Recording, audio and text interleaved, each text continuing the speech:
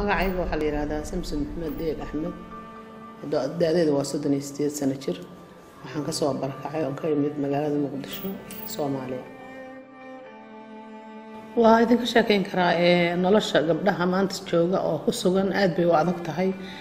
gabdhaha Soomaaliyeed oo hadda ku sugan Muqdisho waa naag wiilkeeda dhintay ama ninkeeda dhintay ama ninkeeda ilmaheeda kala carareen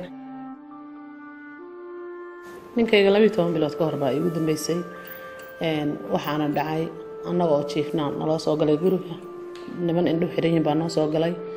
nasiib wanaag isaga ma aysan arkin sarta hoosteedu galay markay naga bixeen waan bixiyay waa la weysiyay ilaa Madiina si la weynay Madiina ka amba baxay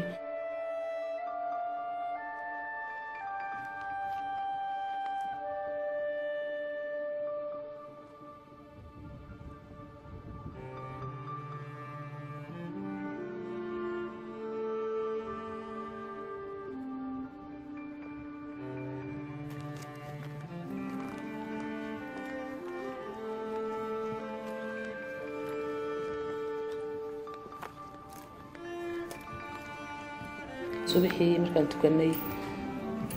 habeenkii jawhar baan seexanay markaan tukanay alsay soo dhaqaaqnay baan la xabadeeyay niman aan uba jeedin baa laamiga durba soo galay waa afduubnaayeen waana la leexsaday gaariga hawdka la aaday aniga laakiin waxa aad uga baqaayay gabar yar 14 sano jirtaan watay oo xogaa hilib leh inay xataa gabadha kufsadaan waan ka baqaayay aad baan u baqaynay waana la istaajiyay dhulkaana la soo dajiyay qoryaana lagu qabtay wax alla wixii gaariga saaraa waa la qaatay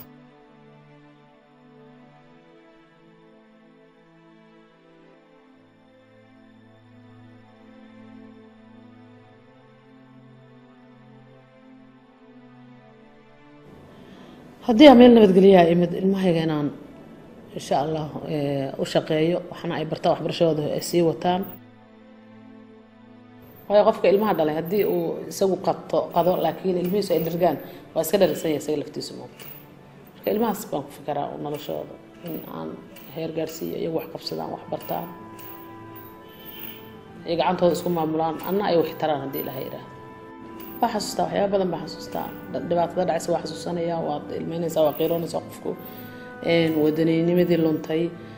nabadgelyo la'aanta dhibaatada gabdhaha haysata qaxa barakaca waxyaabo badan baa kugu soo dhacay waa qiiroonaysa maxaa qiiroonaysa qof aan damiir lahayn baan ka qiiroonin dhibaatada maanta taala laakiin damiir leh waa qiiroonaya